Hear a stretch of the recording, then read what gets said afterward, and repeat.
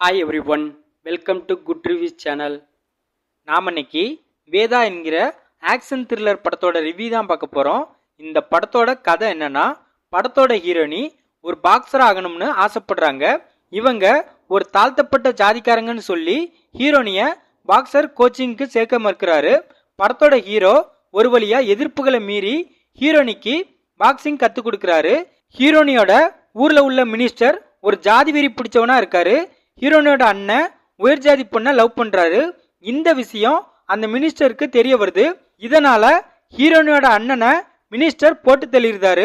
ஒரு கட்டத்துக்கு அப்புறம் அந்த மினிஸ்டர் ஹீரோனியை கொலை பண்ணணும்னு நினைக்கிறாரு. இந்த சமயம் படத்தோட ஹீரோ அந்த பொண்ணை காப்பாற்ற நினைக்கிறாரு.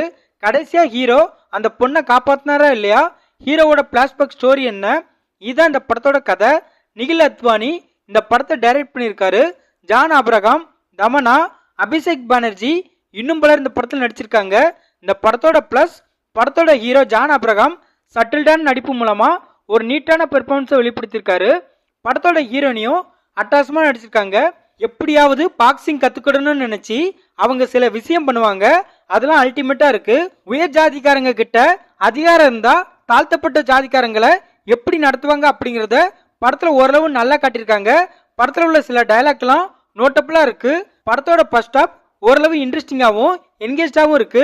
படத்துல உள்ள சண்டை காட்சிகள் அதிரடியா இருக்கு. இது தவிர இந்த படத்துல பிளஸ்ன்னு சொல்ல பெருசா எதுவுமே இல்ல. இந்த படத்தோட மைனஸ், படத்தோட கதை ஓகேவா இருந்தும் ஸ்கிரீன் பிளே அந்த அளவுக்கு சரியில்லை. அதுலயும் செகண்ட் ஹாப் ரொம்ப லேகிங்கா இருக்கு. படத்துல ஈக்குவாலிட்டி பத்தி பேச நினைச்சிருக்காங்க, பட் அது இன்னுமே சரியா பிரசன்ட் பண்ணல. படத்தோட வில்லன் அபிஷேக் பானர்ஜிக்கு இந்த வில்லன் கதாபாத்திரம் அந்த அளவுக்கு சூட் ஆகல. படத்தோட கிளைமேக்ஸும் சரியில்லை. படத்துல இன்னும் ஒரு சில சேஞ்சஸ் பண்ணி படத்தை இன்னும் பெட்டரா பிரசன்ட் பண்ணிருக்கலாம். படத்துல ஹீரோவுக்கான பிளாஷ்பேக் ஸ்டோரியும் சரியில்லை. இந்த படத்துக்கு தமனா தேவையே இல்லை. அவங்களுக்கு இந்த படத்துல அந்த அளவு ஸ்கோப்பும் கொடுக்கல. மொத்தத்துல இந்த படத்தை பார்க்கலாமான்னு கேட்டா, ஒரு ஆவரேஜான ஆக்ஷன் த்ரில்லர் மூவி பார்க்க நினைக்கிறவங்க இந்த படத்தை பார்க்கலாம்.